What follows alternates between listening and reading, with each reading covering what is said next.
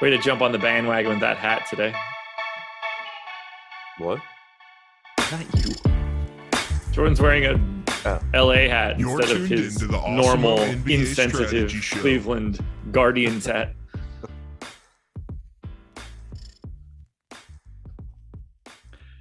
And we are live. Welcome to the NBA Strategy Show. It is Monday, January 31st. I am Josh Engleman. I am joined by Adam Scherer, and we are brought to you by YAHOO Fantasy Sports. We got a lot to talk about today. 8 games. We actually have a great week.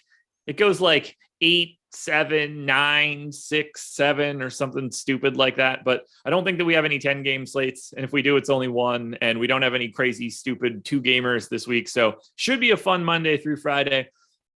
Do me a favor, hit that like button, subscribe to the channel, and hit the notification bell so you know when everything goes live. Adam, anything good in the basketball world for you this weekend? No, only played on, I guess, Saturday. Okay. That didn't go particularly well. Didn't play yesterday, but no, nothing good DFS since I won golf. There we go. Well, that's not fun, but them's the breaks from time to time. You can't have it all. We have a kind of interesting 8-game slate today. Things that we need to talk about that are not ideal are a couple injuries and Q tags. The most fun thing for me, I'm guessing you feel the same way here, but I actually don't know. Every game tips off by 8 o'clock today. We've got 3 games at 7, 3 games at 7:30, and then 2 games at 8. So it's a full 8-game slate, but everything is done from lock till 8 o'clock. Everything's done in an hour and you can get away from it. I love nights like this where you really don't have to hang around waiting for nonsense at 10 o'clock. Yeah, I really like that. That's really, really nice. Because like a lot of times you're just going to be good to go by lock too. Oh, for sure. But the other complication here is that from 6:30 till likely 7:30, maybe 7:45, you got to be around. There's probably going to be a lot of news, and you almost have to late swap at this point and try to get your lineups in at like 7:59 as well, or even 7:29 and 7:59, because we're going to get news on some of those games. You're unquestionably going to get it from 7 o'clock to 8 o'clock. So you got to be ready to start moving some stuff around. I'm ready to dive into this slate if you are. We've got an hour to break it all down. I am refreshing the crunch that I ran before this show started. But otherwise, got a couple spots that stand out pretty obviously. We'll see where we end up after that. Are you ready to go? Yep. We're kicking it off with standing in the soup line today, says David Porter. I would give anything for some soup right now. I'm cold, and soup is delicious. Winter soup is incredible. Neither here nor there. Pelicans, 8.5-point underdogs in Cleveland, 212 total. And for this one, there's really not a ton that we can do with the Pelicans yet. Luckily, this is a 7 o'clock game. Questionable tags on Josh Hart, Brandon Ingram, and Joe Val. No Zion, clearly, no Didi Louzada. And then from a Cleveland standpoint, only guy that is out is Lauri Markkanen. It's hard to dig into the Pelicans too much right now, considering they're potentially missing 3 of their 5 starters. There's no ownership coming in on any of these guys right now, assuming they're all having Q tags. I put everybody in, and if that's the case, I don't really find the Pelicans to be all that interesting. However, Joe Val is 7,400 on FanDuel. If he is back and starting, I would like to play some Joe Val at 7,400. Otherwise, I think we need a bunch of guys out for the Pelicans to look interesting. Yeah, I agree. It's another pretty unappealing spot for the Pels. So, I mean, even if you take guys out, like if Joe Val's out, $5,600 Hernan Gomez obviously still looks fine. Guys start to look better, especially if Joe Val and Ingram are out. But The matchup still sucks, so no guarantee that they get there. If everybody is still in, obviously, $7,400 Joe Val on FanDuel looks good. 8K on DraftKings is fine, but again, a very difficult matchup here. Devontae Graham at 5,400 looks okay, but just nothing I'd be prioritizing if everybody's in. Okay, we are on the same page then here. That looks good. I don't even know how to hypothesize it for like, oh, if this guy's out, if that guy's out, because it's 3 guys that are in the starting lineup that are questionable. There are quite a few different permutations now where this ends up looking a little bit different. We've had no Joe Val and no Brandon Ingram as of late. We saw Willie Hernan-Gomez play north of 30 minutes. He'll continue to look good. Garrett Temple's bounce between 23 minutes and 35 minutes. Nickeil Alexander-Walker, basically the opposite of that. So you got to assume one of Temple and Walker becomes more interesting, or both become more interesting if Ingram and Joe Val end up out. But it's a 7:00 start. We've got a deeper dive in live before lock later today. This isn't the game that we need to spill any more words. Agreed. On the Cleveland side, a little bit more interesting. It's more of a FanDuel play than a DraftKings play. Darius Garland, 8,100 on FanDuel, 9,100 on DraftKings. It's 20% owned on FanDuel. Evan Mobley, 7,100 on FanDuel, 7,900 on DraftKings. He's 25% owned on FanDuel.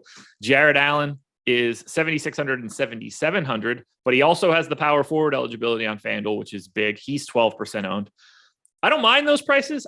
I think those guys are about properly owned, maybe a little high. On the DraftKings side, I don't really have anybody that immediately stands out, although I guess if Dean Wade is unowned, he's an okay value option at 3,200. I don't see a lot of priorities for Cleveland on DK, though. Yeah, neither do I. It's more so guys that I think I would just be fine taking shots at in tournaments. Darius Garland still has a very high ceiling at 9,100, likely to play 35 minutes or so. Elevated usage, as we know, without Sexton or Rubio. But he's priced more or less correctly. 7,700 for Allen is fine, but as usual, there's a ton of center options, so he doesn't really stand out. Same can be said for Mobley at 7,900. So I'm with you on DraftKings. Just it's still a pretty appealing spot. So I like them in tournaments as long as the ownership is low. Yeah, no issue getting to Garland, Mobley, or Allen. They just don't stand out to me. Okoro and Wade are probably the only other guys that I'd like to get to. $6,400 Kevin Love. I mean, you just need him to somehow play more minutes than he normally does. So I don't have a lot else to say here about Cleveland. No, me neither. Unfortunately, it doesn't get more interesting here for the Clippers side. 1.5 point underdogs in Indiana, 217 total. We did get Marcus Morris back in their last one. We do not know the status of Nick Batum today. He did not play yesterday. They are on a back-to-back. There's not a ton of ownership coming in here. Marcus Morris got to 10% on FanDuel at 5,500. Reggie Jackson got to 13% on DraftKings at 5,300. And then Zubats got to 10% on DraftKings at 4,500. I think that Isaiah Hartenstein at 3,300 on DK is the most interesting piece of DraftKings, other than Reggie Jackson. I am getting to Hartenstein as well on FanDuel, where he's only 4,100. I just don't know how many minutes these guys are going to play. What is happening in LA, and what is going on with the rotations for the Clippers right now? Yeah, I mean, they've been pretty ugly in the games that Marcus Morris has played recently. They're just playing a lot of guys. And then on top of that, you have the Wizards game where they just benched Reggie Jackson and somebody else. I don't remember who. But you've had just some weird games in general. But with Morris in, I mean, like yesterday in the first half, for example, not including Jay Scrubb playing a couple of minutes, they still played like 10 guys. 11 guys. If we don't, I was going to say 11 without Scrubb. Yeah. So if they're going to do that, it just makes it really difficult. And they've been seemingly intent on playing Brandon Boston, so I'm not convinced he's leaving the rotation anytime soon. Winslow's, the biggest question mark there, but even if he's gone, you're still talking about 10 guys. So I think it's... I mean, if Winslow's gone, you just give those minutes directly to Nick Batum, and it's the same rotation. Right, yeah, good point. Like, I think those guys are interchangeable for this particular example. The problem is, I think 5,300 is a really nice price for Reggie Jackson if you give him 28 minutes. Can you give him 28 minutes? Right, exactly. And with Morris being back, he does lose some usage as well. But he's still, like a 0.9 ish fantasy point per minute guy. If he gets around 30 minutes, he looks decent. Yeah. Let's talk about Hartenstein, who's been playing a bit more as of late. Got 21 minutes this last time out, played 15, 19, and 26 over the 3 games where Marcus Morris wasn't in. How many minutes can we conceivably give him? Because he's a great per minute guy. 3,300 is an actual price that we can talk about wanting to use on a day like today. And I'd love to get your thoughts on $4,100 version of him on FanDuel, where he has the power forward eligibility and not center. Makes a lot of sense. A lot's just going to depend on what value or how much value opens up. I mean, it's hard for someone like him to have like a true ceiling because you assume that in a competitive game, he's playing at most like 20 minutes or so. But at 3,300, he still projects as a good point per dollar value. He's a very good point per minute guy. And if Zubats does get in foul trouble or the game blows out or whatever happens and Hartenstein does play more, then, he does have legitimate upside as well. But for example, even from games we've already talked about, if Joe Val's ruled out, it makes Hartenstein look worse because you have Hernan Gomez, you have Hayes. So a lot's just going to depend on what opens up, I think. Okay. So no real priorities for you, just to confirm, for this LA Clippers team? No. Okay. Well, then we will keep it moving. We'll go to the Indiana side. This is a team that has been kind of snake bit as of late. We've got no Malcolm Brogdon, no Miles Turner, no TJ Warren, no TJ McConnell. Q tag on O'Shea Brissett, Q tag on Goga Batadze. We saw essentially no Goga Batadze behind Domantas Sabonis since he's been back. Something to pay attention to. LeVert, 21% owned on FanDuel, where he's 7,200. Batadze was out last game. He was officially out for last game. Yeah. Did he get hurt immediately in the first? I think so. Rotation? Okay, he played 2 minutes on the 28th. Yeah. Questionable today anyway, so there's also that. Sabonis, about 15% owned across both sites. Looks solid to me. LeVert, I will continue to get to on FanDuel at 7,200. I will get there at 7,900 on DK.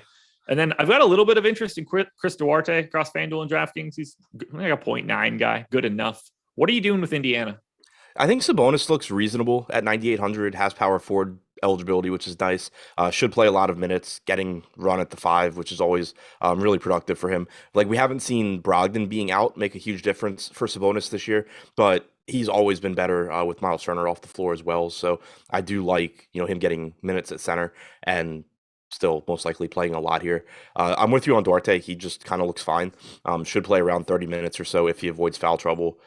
5K is just a decent price point. He's another guy where, like, right now, I think he looks fine. As guys start getting ruled out, you're going to care less about Duarte. Yeah, that's a good point. Can we do anything else here? Holiday, Craig, Brissett at 3,900. Is there anything else there for you? No, not really. I mean, LeVert obviously can be good. Stevenson or Lamb can get hot, but there's nothing else that I would be prioritizing. Brissett's questionable.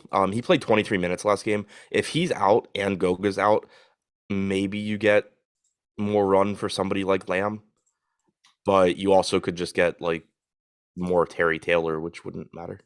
Yeah. Don't think that would be a huge issue to anybody.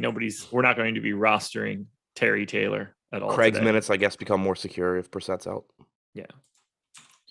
Just these first 2 games are not all that appealing. I don't really have anything else to add for it. It's just kind of gross. The New Orleans one could open up, but we have no idea.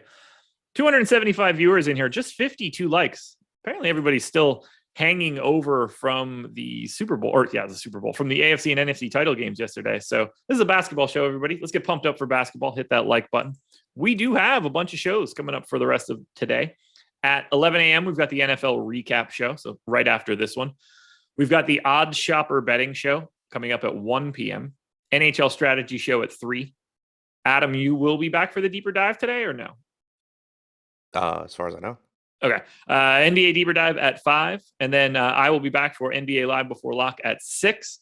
NBA ownership and NHL ownership projections are both free for today. Let's keep it moving to the Memphis Grizzlies, 3.5-point underdogs in Philadelphia. On the Memphis side, we still have no Dylan Brooks. Zaire Williams is off the injury report, and Tyus Jones has a Q tag. Could be coming back out of health and safety protocols, has been gone for a bit. Highest owned guy in this game right now is Desmond Bane at 9% on DK. I completely agree with that. I actually have a little bit more interest in Ja Morant if he's only 6% owned on DK, but I don't really see a lot from Memphis that I'm trying to actively get to. Yeah, I'm with you on Morant. I still think that 10-1 is just a pretty fair price tag for him. For as long as Dylan Brooks is out, I'm willing to go there. If Tyus Jones is out, you're likely to see increased minutes again from Morant, which we've seen pretty steadily with Jones out. But even if he's back, you're likely to get 34, 35 minutes if this game's competitive. Morant's usage rate, his assist percentage both go up without Brooks. So I do still like him, particularly in tournaments at 10-1. Same can be said for Jackson and Bane. They both look pretty good as well.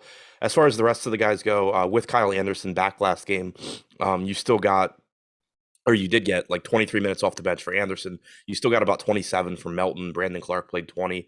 Adams played 28. So as a whole, I think this team looks pretty appealing in the sense that, like, I think a lot of lineups end up with a player from Memphis. I don't necessarily think there's one player that I end up with like massive amounts of, though.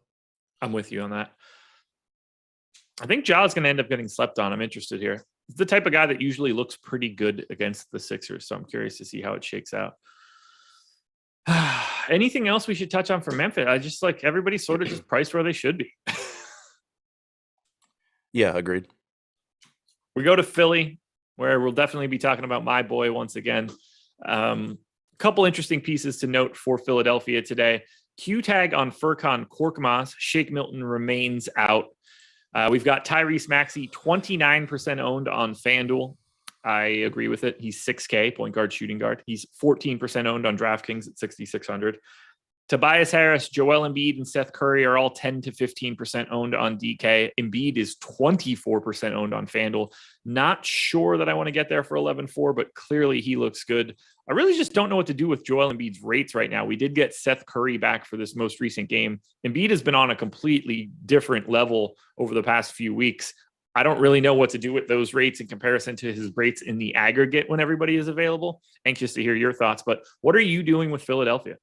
Yeah, excuse me. I've pretty much been blending Embiid's, last 30 days with his season long because I don't want to completely buy into the, 42 or whatever percent usage rate, but Yeah. he is very clearly playing just at a much higher level, getting more assists too, getting more usage. I don't necessarily think that like Seth Curry coming back cuts into that much. It's not like he's a super high usage guy, and he gets some assists, but it's not like he's a really high assist rate guy either. So I think it's just you're seeing more of the offense run through Embiid by design, and he's just doing a lot more with that. So I do buy into it and think that, you should be giving him higher rates than he has for the entire season, which makes him look very good again if you can get there at center. Opportunity cost is always the issue, but he's just phenomenal right now.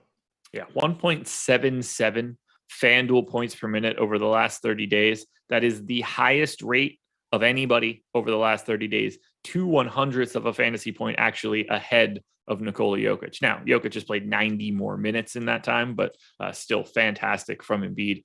How are you handling the rest of these guys? Maxey, Embiid, Curry, all basically owned the same. Do you prefer anybody here in comparison to the others? I mean, I prefer Embiid, but assuming we're leaving Embiid out, Maxey, Harris, and Curry also. Oh, you said Embiid. Oh, did I? My bad. Yeah. Did not mean to do that. Yeah, no, I think those three all pretty much just look the same. I think I would get the Harris at 7,800 or Curry at 5,300 before Maxey at 6,600, but more or less all the same. Okay. Yeah, I'm probably on the same page here. Also, don't mind Drummond in the same category as Hartenstein, where like you're not prioritizing him, and chances are stuff's going to open up that makes it not really useful. But I mean, he's one Joel Embiid, bent, extra foul or whatever away from being a really good play at 3,700. Yeah, absolutely there. If we don't see Furkan Korkmaz in this one, who benefits? Does anybody benefit? I don't really think so. Like it probably, solidifies Matisse Thybulle's minutes. I would assume he plays more than the 18 or 19 he played last game. Niang should play more, but I don't know that it necessarily matters for DFS. He did play 28 minutes last game, but I don't think that necessarily has to happen again. So if you wanted to take shots at a 3,500 Niang if Korkmaz is out, you could. Same for a $3,600 Thibault, but I wouldn't be very confident in either one.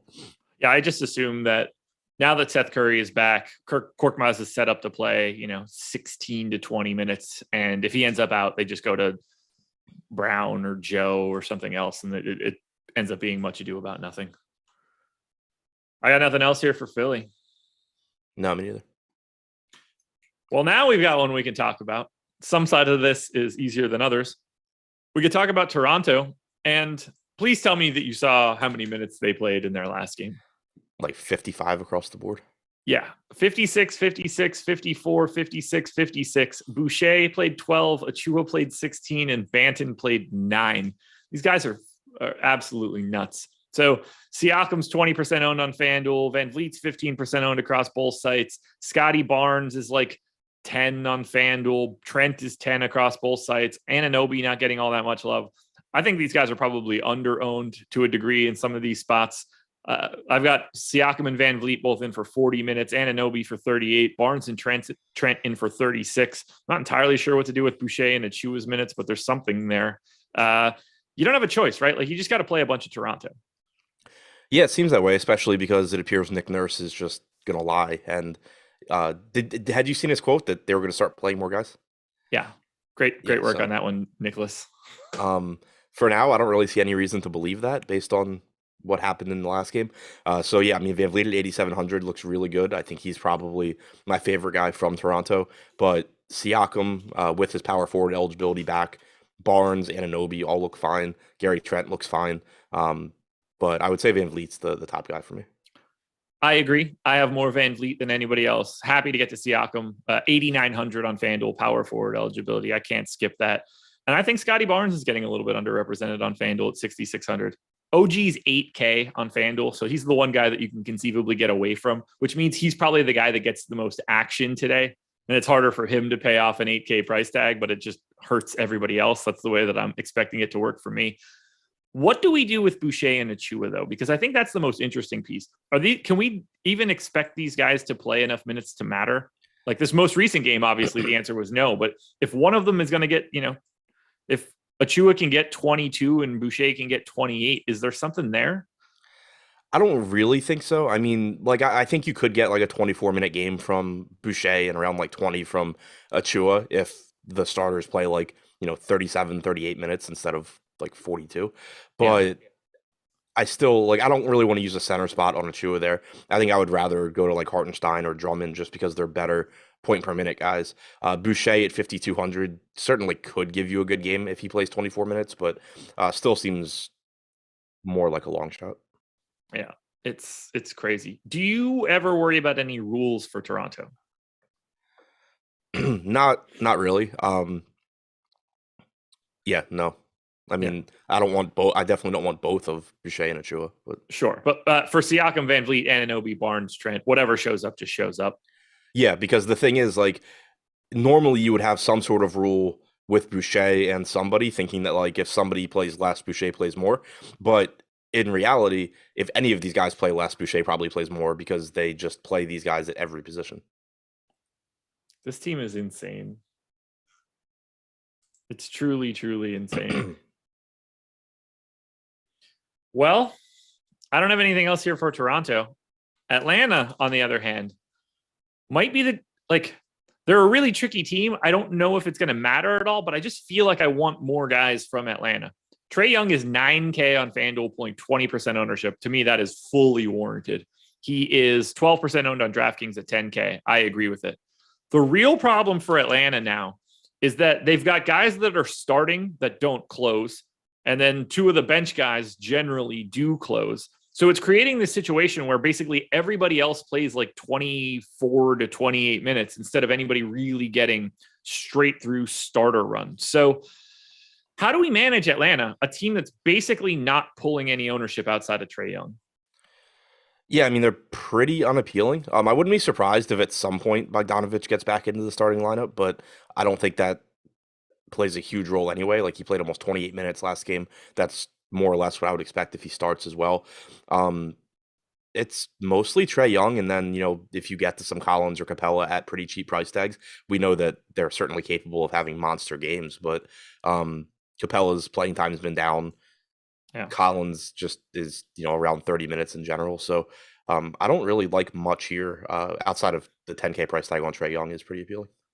They don't appear to be closing with Capella any longer, and him closing against the Raptors doesn't feel exactly like their new normal. They've been starting Herter. He doesn't appear to close. They go to Bogdanovich or somebody else. It's a very interesting rotation going on in Atlanta right now. It's like they have too many bodies and they don't really know what to do. Yeah. And I mean, the 2 games ago, they didn't even have like normal closers out there because it was a blowout against the Kings. Yeah. That one was irrelevant. The other 2 games were like a mix and match. Okongwu closed in one of them, and then I can't even remember who it was now off the other side of it. Yeah, I mean, Capella got 26 against the Hornets 3 games ago. Yeah. Didn't play the game, or came off the bench the game before that, played like 26. Yeah, it's just a weird team right now. Definitely love Trae Young, though, for 9K on FanDuel. Anything else for Atlanta? Nope. All righty. We are cruising through this slate today. Let's talk a little bit about YAHOO, the presenting sponsor of this show. Go to awesemo.com/YAHOO-promo. You can get yourself 1 free month of Awesemo Plus Platinum. You got to be new to Yahoo. Sign up for an account using that link. Make a deposit and play. That is it. Yahoo will then reach out to us with your name. We will then reach out to you with a coupon code. If you need to get that set up a little bit faster, email support@awesemo.com. You'd also get a free $10 of site credit by using that link. Yahoo has the NBA 50K baller going on tonight. It's a great contest that you want to get into. Make sure you're using all of the DFS tools and projections that we have designed specifically for Yahoo to give you your best chance at winning. Love partnering up with Yahoo. They run exceptional contests, lower management fee stuff. It's going to be a better place to build your bankroll, so make sure you're checking it out. All righty. Let's move it on to Miami Heat. 3.5-point dogs against Boston. 210 total. We still have no Kyle Lowry, who is out for personal reasons. No idea what's going on there. Jimmy Butler is questionable with an ankle sprain for the 27th time this season. No Victor Oladipo, no Markieff Morris, no Yurtseven or KZ Okpala. Assuming Butler is in, I got a little bit of interest in Butler, Bam, and Tyler Hero. I could kind of just rotate through whoever that actually is, depending on which site. And then I probably don't want much of anything for the rest of this team. Yeah, I think the 4th piece would be like Gabe Vincent, but not with any real frequency there. But yeah, I mean, Butler's going to look pretty good at 8,900, assuming he plays. I forgot the last game was the Toronto game, and I pulled up the Add More Funds rotation, which didn't notate, like it just has 4 quarters. And so I almost just said Butler played 52 minutes last game, like that was a normal thing. But you expect around 36 minutes from him. Adebayo sit 33, 34 minutes typically. Pretty fair price tag on him as well. Hero was awful last game, even in with the benefit of multiple overtimes, but still gives you a high ceiling around a 28% usage rate. Butler and Bam, the 2 clear priorities though. Yeah, we're on the same page here. And then like you mentioned, if I'm going to get to anything else, it's probably Gabe Vincent. If Jimmy Butler is out, I'm assuming Max Strus, shooting guard, small forward, 4,200 starts to be appealing. Caleb Martin, potentially 3,500, shooting guard, small forward. Who else gets the bump if we lose Butler here? Hero's usage rate should go up. Bam's production should go up. And then, you're probably getting more run for guys like Martin and Strus, even though they would still be somewhat risky because I think you would get kind of a hot hand situation between them. Gabe Vincent at 4,800 would start to look better as well. Part of me wants him to be ruled out just to open up a little bit more here. But I do like Butler either way. Only 5% owned on DraftKings with the Q tag right now. And, it's conceivable we don't get Jimmy Butler news until 7:00 on the dot. So you might need to just make a choice there and then get to work on your late swaps if you're wrong. This is another one where I don't feel like we have all that much that we really want to dig into. We done with agreed. Miami? What'd you say? Are we done with Miami? I think so. I mean, it's just like Bam leads the way at 13% ownership right now. Hero's at 9, Butler's at 5. He's questionable, so that's probably actually higher. But yeah, it's just not a super appealing game. No. But I think that assuming he's in, Butler and Bam both look good. The issue mostly is that Bam is a center, so there's a lot of other ones. Yeah. Just this slate tricky. To Boston we go, where all we have here for the Celtics is a Q tag on Romeo Langford. That's not really going to make a difference in anything we're doing here. Tatum, Brown, Smart, Robert Williams, all roughly 10% owned on FanDuel. Brown and Smart are the only guys getting that ownership on DraftKings. I don't find all that much from Boston appealing in a matchup against Miami. It's kind of the same story we always have for Boston. If any of those guys end up in one of my lineups, I don't notice it. It doesn't matter. I just don't think I'm going to get to them. Yeah, like I think the price tag on Marcus Smart at 5,300 is somewhat appealing, just based on how many minutes he plays. But it's not like he's a high usage guy. You kind of just have to get him playing better than usual to get a really big score from him. But he does project reasonably well. Robert Williams gives you a massive ceiling without a doubt, but 7,200 just kind of ends up being another name in the hat amongst those mid range center options. Tatum and Brown kind of look like they always do when they're both in. You're not upset if you get to them, but they're also not going to look like priorities here. So I think Smart's the first piece I would get to from Boston. Okay. Robert Williams, a bit more functional on FanDuel too, by the way, has the power forward eligibility. That completely changes everything. But I'm with you. I think Smart is the guy that stands out most given the $5,300 salary.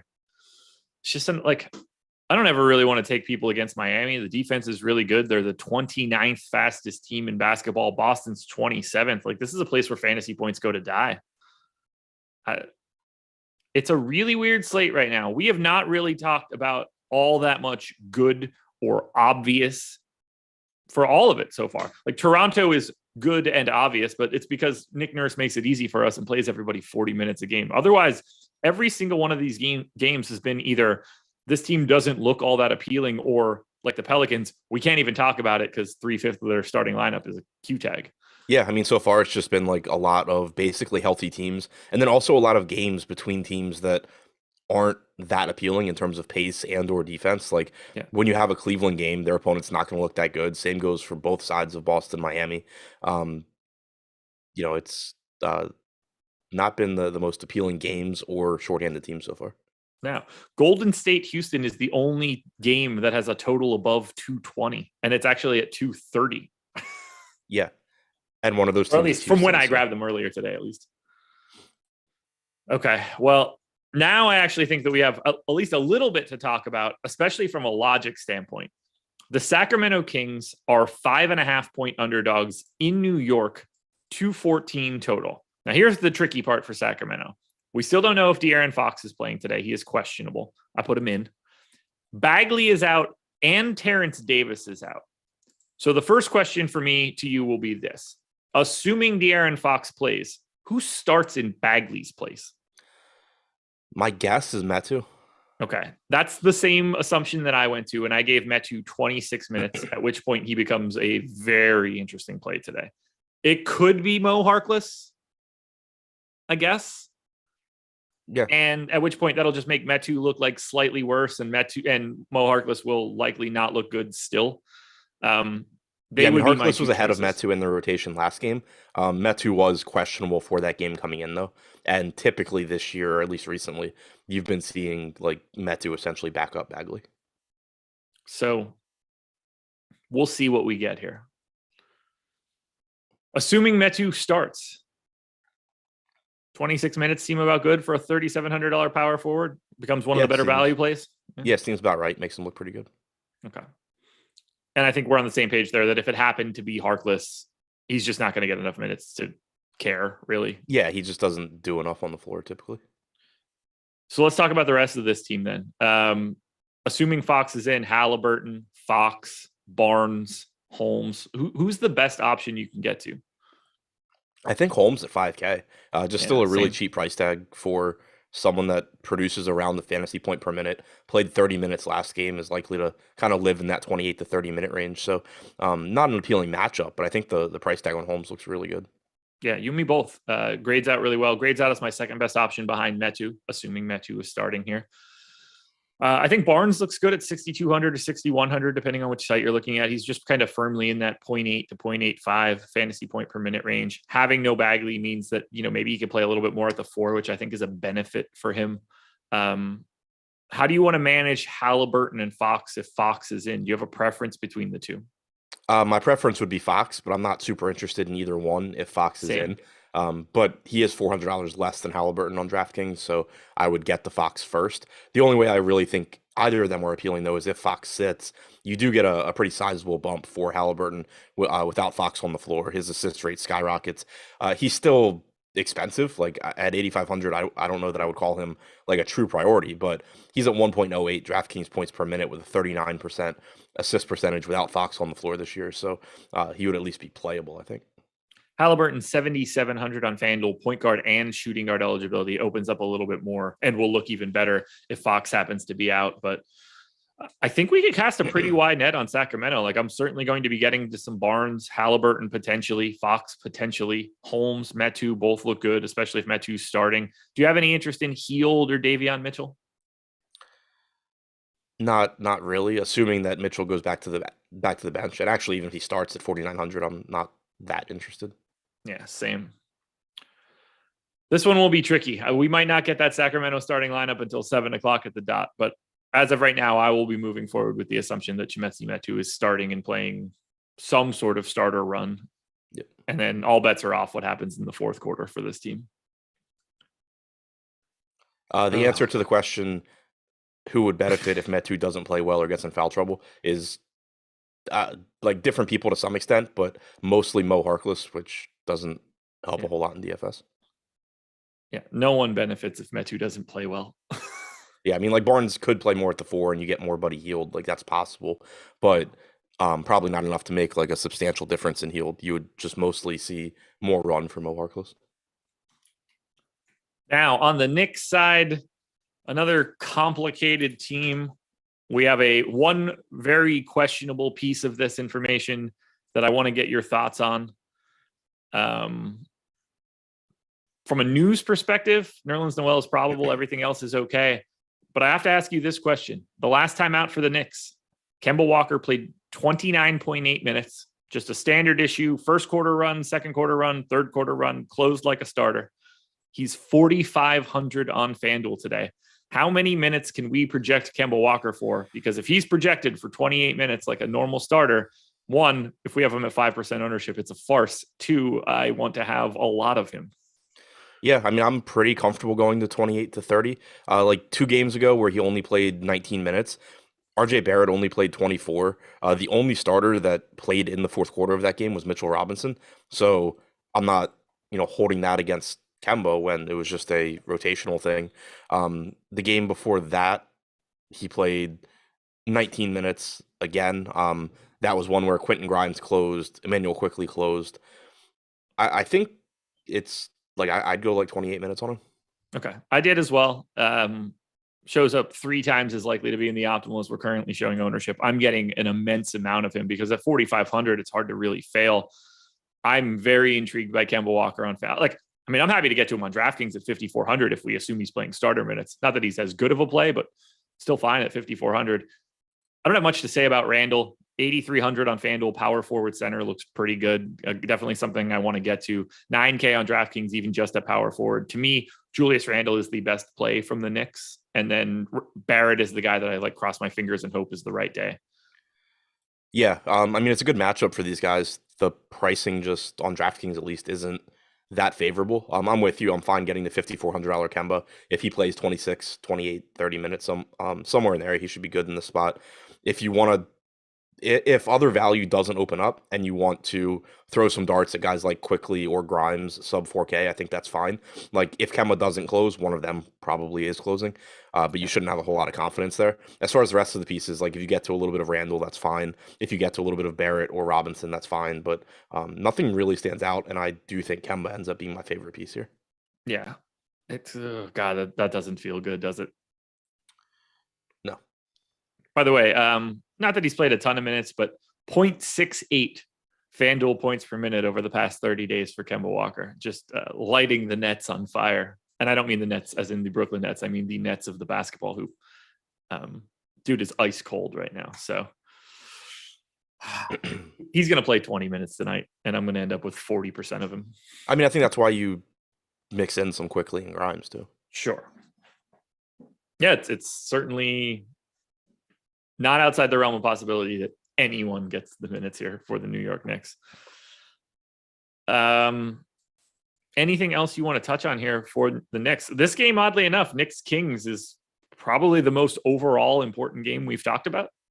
Yeah, I think it has the most moving parts and probably the most viable plays that we've talked about. All righty. Well, 2 more to go.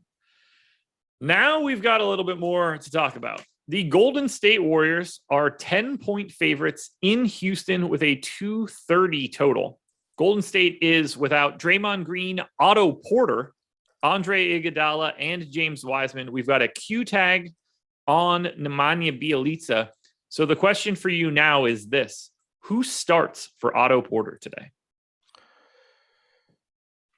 Kuminga? I think he's the leader in the clubhouse, and I think that there are 4 more answers that are completely viable today. Yeah, I mean, I only say Kuminga because he was starting before he got replaced by Porter. My assumption is Kuminga as well. I gave him 22 minutes. I don't have a clue. Poole could get more minutes. Damian Lee could get more minutes. Gary Payton could get more minutes. I don't really feel all that comfortable. What I do feel comfortable about is this. Steph Curry is 9,300 on FanDuel.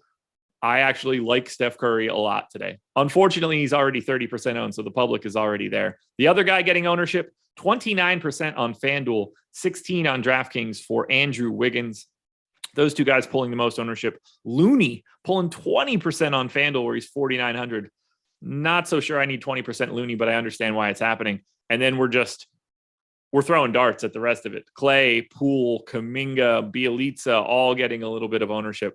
Talk to me about whatever you see as the best for Golden State.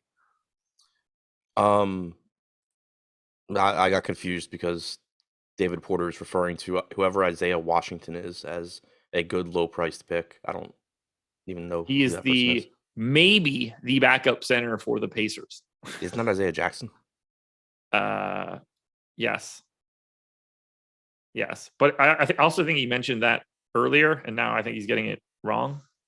Okay, but yeah, I mean, either way, we don't typically get into off-the-wall tournament picks because we're not playing them. Yeah.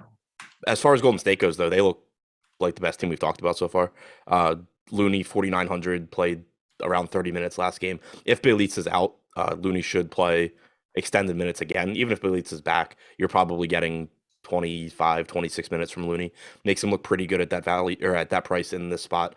Certainly high ceilings on guys like Thompson, Wiggins. If Kuminga starts, I really like him at 4K.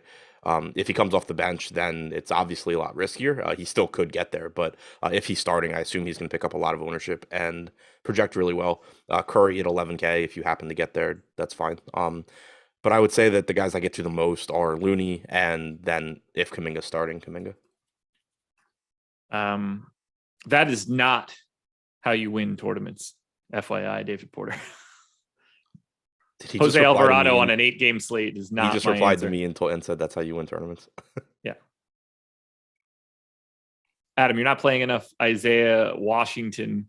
Who were the other 2 assholes he named? Jose Alvarado, who should not be owned should not have a single share of him in a GPP today. Unless multiple people are out. Unless all 3 of them are out, at which point he's still not that good of a play. Right. Because Graham is in. Yep.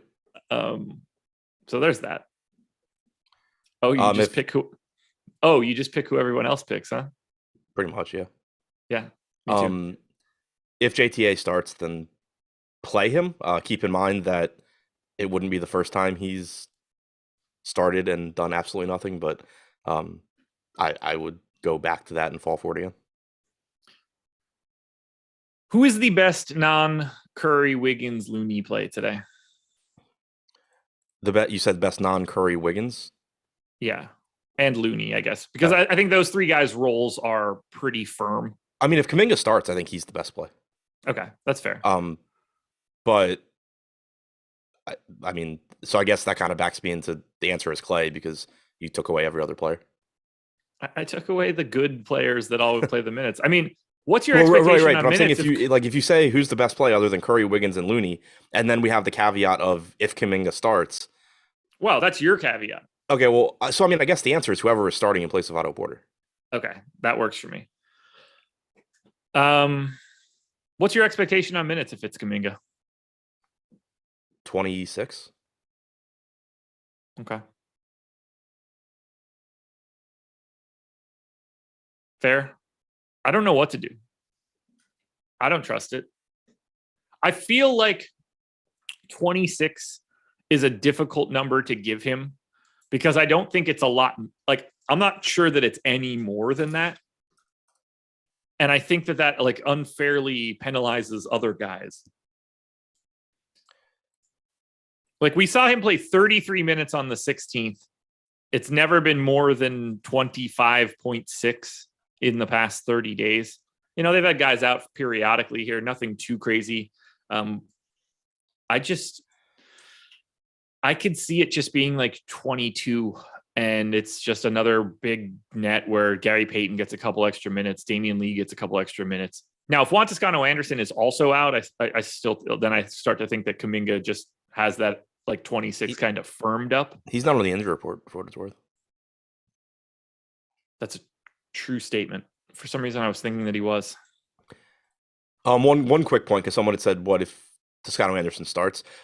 He is center only on DraftKings, which I didn't realize, but that does make him look significantly worse than if he were a power forward. But he is still 3K flat, so you could still play him. You're just it's an even riskier play than it already was.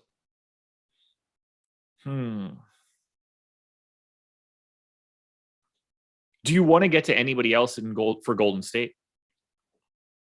Like, do you anticipate getting Clay or Poole or anything like that? Clay for sure. I assume he's going to play like 26 minutes. He's capable of just making a million shots. But so again, assuming Kuminga starts, I still think you can take shots at a $3,500 Gary Payton the second. He could certainly play a few more minutes than normal. He's a good point per minute guy. This is a very good matchup. If Bielitsa's in at 3,400, likely to play around 16 minutes if better value hasn't opened up elsewhere. He's another good point per minute guy that if for one reason or another he gets a few more minutes, he'd look good. So I think you can take shots at guys like that just because they are very good point per minute guys. Jordan Poole becomes risky, but you could conceivably get him in the closing lineup here. If they move Wiggins to the 4, essentially.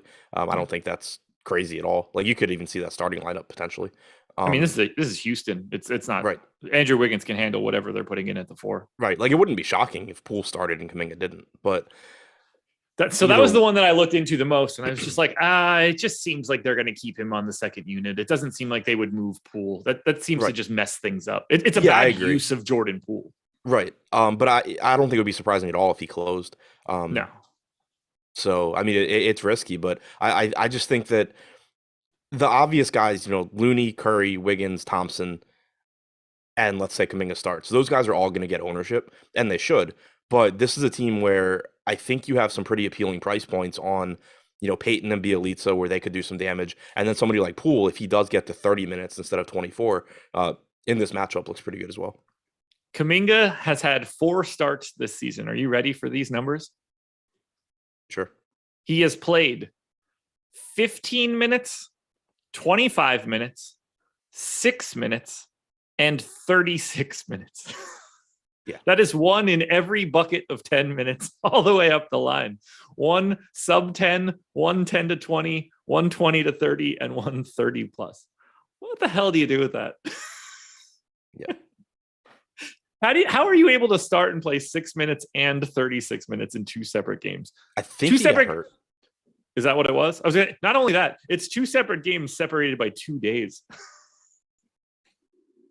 He might have got hurt. I mean, he took 4 shots in those 6 minutes. Yeah, I'm almost positive he got hurt. Okay. The most 2 recent starts were on the 18th and 20th of January. He played 25 minutes against the Pistons and 15 minutes against the Pacers. Feels like something in the 24 range is like the dart that I want to throw. So I don't know. Tricky spot here for Golden State. The problem here is that you want to get this as right as you possibly can, because facing Houston is the best matchup you get in DFS. This is the best overall total in the game. 230. They're big favorites. Like, I kind of want to cast a pretty wide net on Golden State if any of this starts to get concentrated. Like, if Kuminga starts to pull a bunch of ownership, I like the idea of getting a little bit more of Clay, of Poole, of Gary Payton potentially, who I think fits starting in a game like this pretty well if you want to try to keep Poole on the bench and you don't need to go big against Houston. Wild shit for Golden State today. Yeah, I just expect to have a lot of guys mixed and matched. As far as groups go, I don't want Looney and Bjelica together. Yeah. I probably only want one of the Kuminga, Payton, like Poole group, because I assume that Curry, Wiggins, Thompson, and one of Looney, Bjelica is in the closing lineup. Anything else for groups or anything else for the Warriors? Nope. All right. Houston Rockets waiting to find out on whether or not Kevin Porter Jr. is available. He is questionable for this one, coming off of health and safety protocols. Christian Wood is off the injury report. Christian Wood, 13% owned on FanDuel, at which point no one else on Houston is in double digits. I disagree with that pretty significantly, although Kevin Porter is the guy that I am interested in. 6,200 on FanDuel, point guard, small forward, 6,300 on DraftKings. I assume if he plays 32 minutes. He's a fantasy point per minute guy, or in that sort of realm here against Golden State. I like Wood and I like Porter. I like him in tournaments. I don't think they stand out. Like, I certainly wouldn't be getting to them in cash games or anything, and I wouldn't be prioritizing them. But 8,600 for Wood, he does give you a ceiling. The issue, we had talked about it before, is if they're not going to play him and Şengün alongside each other, then it just makes it difficult to give Wood more than like 32, 33 minutes, because it's pretty unlikely that you get, like a game where Şengün only plays 9 or 10 minutes. So that is one concern. And then his price rising. Porter is around, 0.9 to 1 fantasy point per minute guy at 6,300. Looks okay. Don't mind it in tournaments. Shouldn't have much ownership. That's the kind of guy that is a good tournament play. Like, he's going to play a bunch of minutes. He's not a bad fantasy producer. And then you just kind of hope to run good. You don't need to go to like the backup point guard on the Pelicans. So I think he's fine. Like Jayshawn Tate, Gordon, Green, any of those guys are reasonable. Okay. Yeah. Wood, for me, my interest is a little bit more from FanDuel based. He has the power forward eligibility there, 8,200, just a completely different play than he is on DraftKings, where he only has the center eligibility.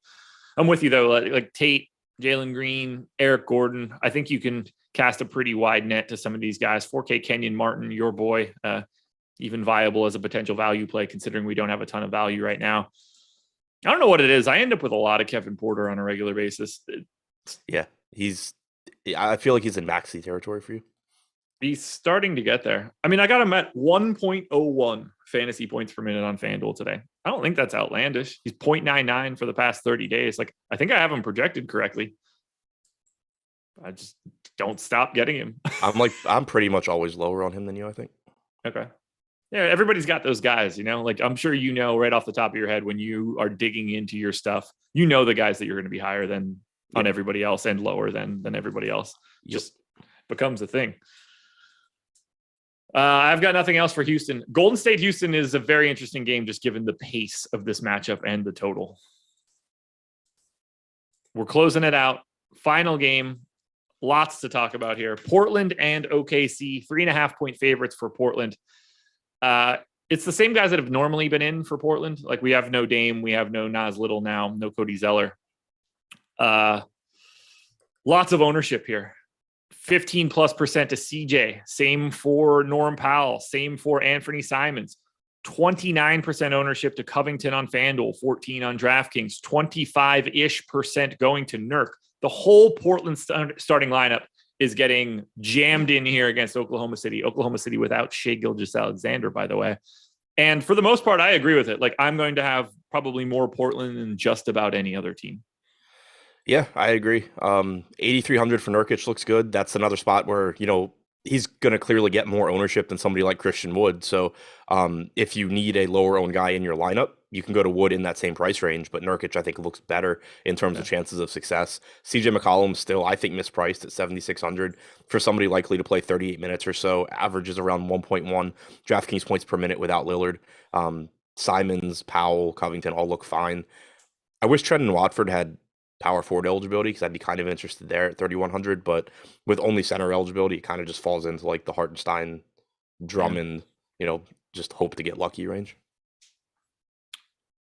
I have it, at least on DraftKings, Simons, Powell, McCollum, Covington, and Nurk as the same. Do you have a clear standout? I like McCollum and Nurkic the most. Okay.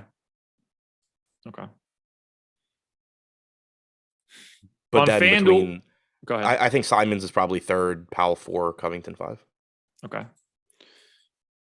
On FanDuel, I'm just going to end up with a lot of these guys. I've got like 35% of Powell and Simons in my first run, still getting to McCollum, Covington, and Nurk. Are you setting any groups for Portland? Definitely max 1 of Nurkic, Watford. Yeah. Other than that, no. Because I don't really think I'm going to get to much of, or I think it's like Toronto. You just play with the starting 5 however the fuck you want. Right, yeah. Like if I get to anything from the bench, it's probably like Watford or a random Macklemore lineup. But even that, like Macklemore, when you think about how Macklemore could get more minutes, it's like if any of Powell, Simons, McCollum lose minutes for one reason or another. So I don't really need to set a rule there, and I don't think I'm going to get much anyway. And now we get to talk about the best play on the slate. No Shai Gilgeous-Alexander for Oklahoma City. And if it's interesting to you, Derek Favors is back. Josh Giddey, who is chalk always on FanDuel, even with Shai in, 5,700 today, projected for 58% ownership. Fully warranted, in my opinion. I will be over that number if Locke was in 2 minutes. He's 32% owned on DraftKings, where he's $1,600 more expensive. But that's not the only guy getting ownership. Dort, 42% on FanDuel. For the most part, I agree with it. He's 25 on DraftKings. Kenrich Williams is 20 to 25% owned. Now, we've got Trey Mann about 30% owned. I think that's the discussion point here because I think it could just as easily be Ty Jerome. It could just as easily be Teo Maledon getting the big bump. So we need to talk through the Trey Mann thing. But do you have any thoughts right out of the gate on Giddey and Dort? I like them both. 436 minutes for Giddey without SGA on the floor this year. 22.6% usage rate, 39.1% assist percentage, 1.08 DraftKings points per minute. Just makes him look good. Dort has still only averaged about 0.82 DraftKings points per minute, but he has a 25% usage rate. So you're getting 0.82 DraftKings points per minute on 47.9% true shooting, which is absolutely awful. But it tells you that, you're not getting killed even with his normal poor shooting. And if some shots fall, you're in a really good spot. I don't love the 6K price tag, but he should certainly get more opportunities. And then the, Baisley, Mann, Kenrich Williams, Ty Jerome pieces all look decent. We're on the same page there. Let's talk through this. Because we saw Ty Jerome get a bunch of starts in the games where Shai was out earlier. I don't really have a great feel of who should be getting these minutes between Trey Mann, Ty Jerome, Teo Maledon. Maledon is the guy that subbed on for Shai immediately after getting hurt. Did not, though, start the overtime period, or I believe even play in it. Where's your lean here? Because we're going to 30% ownership on Trey Mann and basically no ownership to Ty Jerome on FanDuel, a little bit more on DraftKings. I would just want to cross my fingers and hope that I just get that decision point. Yeah, and Mann started the last game too. Sure. For the record, I think Trey Mann is still a very good play. I think Ty Jerome might be getting slept on a bit here. Yeah, I mean, ideally I just want whoever is starting. And on DraftKings, I think it makes sense to assume it's going to be Mann simply because Mann is 3,500 and Jerome is 3,300. So it's going to be a lot easier to just swap to Jerome than vice versa. If Mann does start, though, Jerome is still playable, I think. Like, you could still get 20 to 22 minutes at 3,300 and him look like a pretty good value. But whichever guy's in the starting lineup is where I think, obviously, you're going to be more confident in the minutes, at least. Aaron Wiggins got the DNP CD this last time out. He had played significantly in at least 12 straight games. I don't know if he's back in the rotation here or back in a starting lineup or whatever the hell is going on for Oklahoma City. This is a really tough spot because Giddey and Dort are obvious. We don't have to do anything here. The rest of this team becomes very, very appealing depending on how this lineup breaks. Yeah, agreed. Like Kenrich Williams off the bench is playable too, probably getting 24, 25 minutes at 3,600. Anything else here for Oklahoma City? No, I think Giddey's the standout, and then there's just like 6 other guys that look pretty good. Yeah. Well, you have GPP videos and injury report videos coming later today? Yep. All righty. We've got that. We've got contenders videos already out. Deeper dive and live before lock later tonight. Guys, NFL Strategy Show recap edition from yesterday coming up next. Thank you to Yahoo for being the presenting sponsor of this show. Good luck, everybody. Win some money. Adam and I will both be back for more shows later today.